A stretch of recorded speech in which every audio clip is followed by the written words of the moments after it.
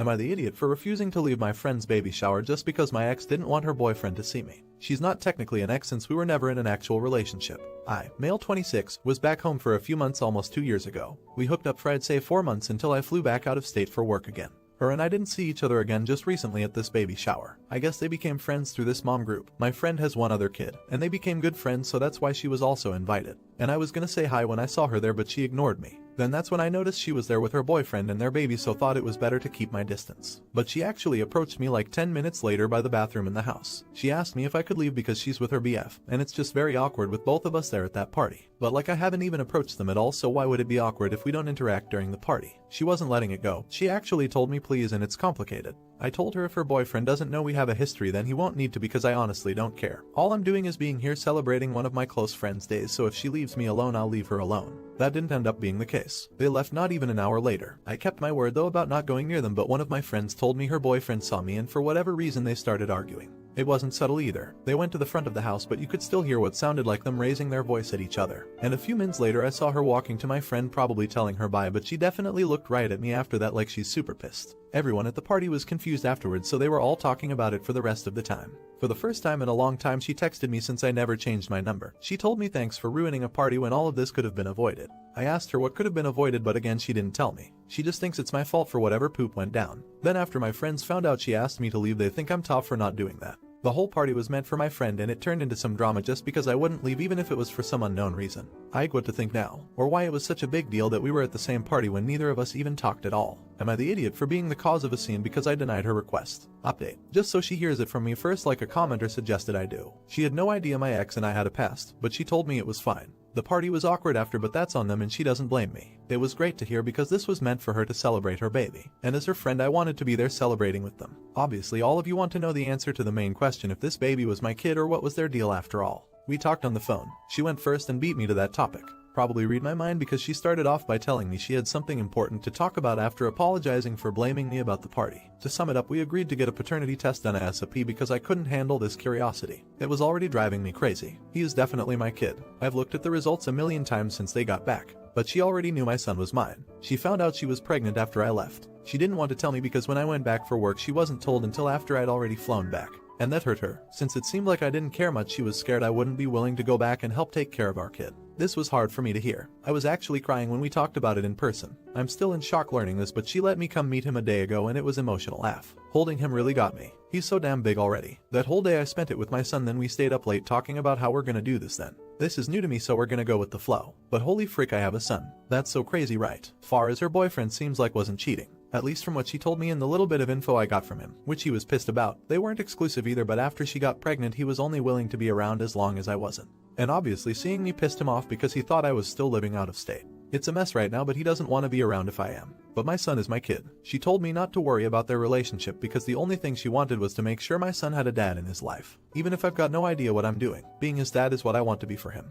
We already missed each other all this time. I'm excited to see him again tomorrow. Not the idiot. Awesome to hear, Opus. But I would consider getting legal advice and some kind of custody agreement. She didn't tell you and she knew the baby was yours and the BF doesn't want you around. To ensure you're always in your kid's life, I'd want a legal custody agreement. Not the idiot. Damn, wait. So she was actually using the BF all along, so the son had a father figure, and now that you're here she's cool with him leaving. She also didn't tell you about your child because she was upset with you for leaving. I mean, it's great you're spending time with your kid, but get your ass to family court and get some type of child custody situated. This woman seems to use men based on how she needs or feels about them. Now, for the next story. Am I the idiot for ruining my future Sil's wedding to be? So I, 30, male, have been with my BF, 34, male, for 2 years. My mother is very homophobic and basically cut me out when she found out I was bi back when I first finished college. All my life she would try to control me. She would try to control what I wear, who I hang out with, only to fit her definition of the perfect son. For example, I like to knit and she would throw away all my knitting accessories because it wasn't a hobby for boys. I always told her it's her own goddamn fault for sending me to an all-boys school and that I had eyes. My siblings have always been supportive of my lifestyle and we're very close. My older brother is getting married to his GF of 5 years and they will get married in July 2022. His fiancée is awesome, but her family is also very homophobic.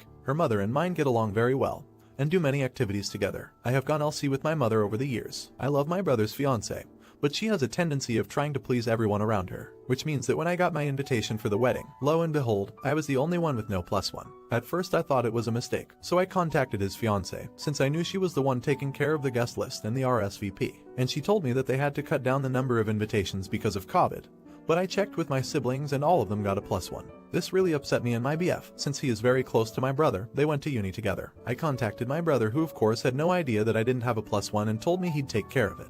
I then received a bunch of text messages from my sister-in-law berating me for talking to my brother and that I should have just taken the one invitation. She told me she did this to prevent any problems with me and her side of the family, and my mother. She also told me that she didn't want me and my BF to be the center of attention at her own wedding. She told me that she'll give me the +1 but that I'll be ruining her wedding. I've talked to friends and my siblings and they're mostly on my side. But some have told me that it's her wedding and that she has the right to invite who she wants. I think I might be the idiot because my mother's subtle homophobic remarks don't affect me anymore, but I don't think it'll be fair to let my BF be subject to them and her family's homophobia, and that it is indeed her own wedding. Edit. Hello. Thanks for all the comments. I'll try to read all of them. I noticed some of you questioning my use of the word lifestyle. And honestly, it's how I've always referred to my life. It's how my mother always referred to my life growing up and it stuck with me. I feel like it's something I internalized, but I see how it can be detrimental to our identity. Edit 2. I haven't shown my brother the texts yet. My BF and he are supposed to have a gaming night in a couple days. My BF and I discussed what we should do and we'll talk to him then. I think you're right, and that I should show him her texts. Update. After my BF and my brother had their gaming night, my BF called me over to our gaming room and we talked to my brother. We told him we both loved him but decided to not attend the wedding. My brother was obviously upset, until I followed the advice of many of you guys and showed my brother's my future sister-in-law's texts. To say he was livid was an understatement. He actually called up my sister-in-law in front of us and demanded that she apologize to both me and my BF. She did, but defended what she did and explained her reasons to my brother, the same reasons she gave me when I first confronted her. He tried to argue with her but she told him that she'd talk to him once he came back home and hung up. It took some time, but my BF was able to calm him down and we talked about everything. He told us he completely understands if we decided not to attend, and that he would never hold it against us, even though he would love for us to attend.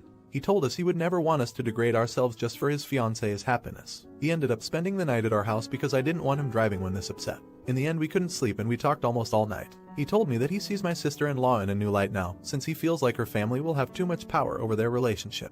Our mother knows that she doesn't have that kind of power over us, but he's scared that his mother-in-law would try to control his future wife. In the end he told me that maybe he didn't want to attend his own wedding. I told him to get some rest and to really think about it before doing anything reckless. He slept until 1 p.m. and then went back home. We got a text a few days later telling us the wedding was officially on a hiatus and that my brother and his fiancée are on a break. We told him that he could move in with us for now if he needed space from his fiancée, and he agreed. In the end, both my BF and my brother told me I did the right thing by showing him the texts, because he deserved to know who he was about to marry, not the idiot. I love your brother. He did absolutely the right thing. Too often on this sub we see people being asked to hide who they are for the sake of keeping peace. It restores my faith in humanity to see an update like this. Not the idiot. You have handled this perfectly well, and your brother is better off knowing and making a decision based on that. This has probably made the rest of his life a lot better, and marrying his GF and her parents' influence would have made his life much harder. Now, for the next story. Am I the idiot for respecting my late wife's wishes about keeping her family out? My wife unfortunately passed away last year when our daughter was only 3 months old. It was very difficult to get through, but my little girl and I are keeping it together. My daughter is 16 months now and there's been pressure from my wife's sister to let her side of the family see my daughter. The issue is my wife had absolutely no contact with her family since she was 18, so 16 years of not seeing them. Her home life was something she never wanted to talk about.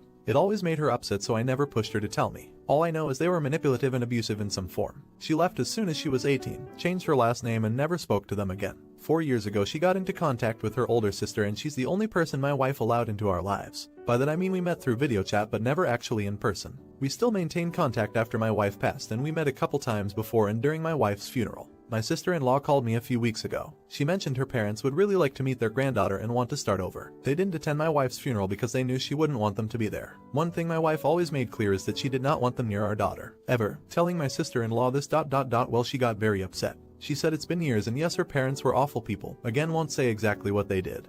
But losing their daughter has made them reflect on things. And they want to meet my daughter since my wife never gave them that chance. She's still trying to convince me and so far I've said no. Each time I just feel more and more bad for denying them, but it's what my wife wanted. Her parents found my Facebook. Pretty sure sister-in-law might have told them. And I've gotten dozens of messages begging me to let my daughter know her mom's side of the family. And I shouldn't keep her from knowing her grandparents for past mistakes. None of them will leave me alone, and sister-in-law has said a few times that I may be grieving losing a wife, but to have some empathy for them losing a child. Because right now I'm being too heartless for denying them the chance to meet the only piece of my wife they have. I don't know the whole reason why my wife never wanted to see them again. Even if I did though, I'd still like to honor her wish. The way they are being, however, makes it hard not to wonder if I am. Update. Yes, in the end I did decide it was best to cut off all contact. Not only with my wife's parents but her sister too. I tried to get through to her many times about why I'd like to respect my wife's call on this since she knew her family best.